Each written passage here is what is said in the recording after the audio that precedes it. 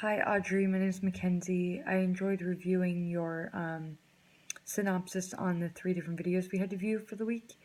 You actually presented ideas that I didn't even think about. One of them in particular, which I thought was very interesting, and was when you said that you were surprised by the level of risk, saying that as the clinician, when they were repeating what you think the client is feeling, and how sometimes what if we repeat what we think they're feeling, but it isn't accurate, and which I thought was very interesting statement because I do agree with you on I don't think we'll be right 100% of the time. Like maybe we have to ask more questions to kind of figure out like how they were feeling, and I think the other tactics of using like open-ended questions and closed questions and letting them kind of have that freedom of expression can help guide us into like knowing exactly how they're feeling.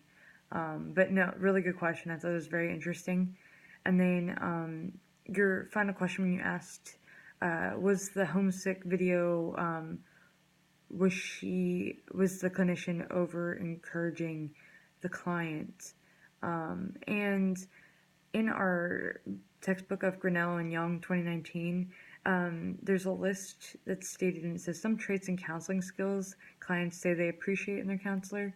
And it says like honesty, I'll just do a brief overview, attentive, highly credible, empathetic, encouraging, reassuring, understanding, hopeful, accepting, and these are some tactics that they, would appreciate, which of course it does say encouraging.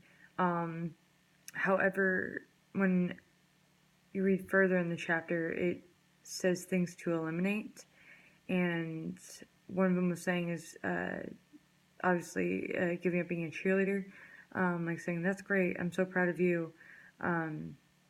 It says think instead about encouragement. Encouragement recognizes the person's efforts and offers support, interest, and enthusiasm, but does not make a judgment. So I guess in the aspect where it does not make a judgment, so you are there to help support and figure out like ways to help them better themselves. But yeah, I mean, and maybe she could balance it out more, like you're saying, like maybe she could have encouragers, but they could be like spread out more instead of like consistently using encouragers, because that might be a little overbearing for the person. Obviously, also at the same time depends on the person, and maybe that's best is using all those encouragers. But I think like a good balance of like open questions, encouragers, closed questions, paraphrasing, reflective feeling, reflection of meaning, and the summary. I think like a balance of all of them, all in all, would probably be best in those situations. But yeah, thank you again for your video. I really enjoyed it, and I hope you enjoy the rest of your week.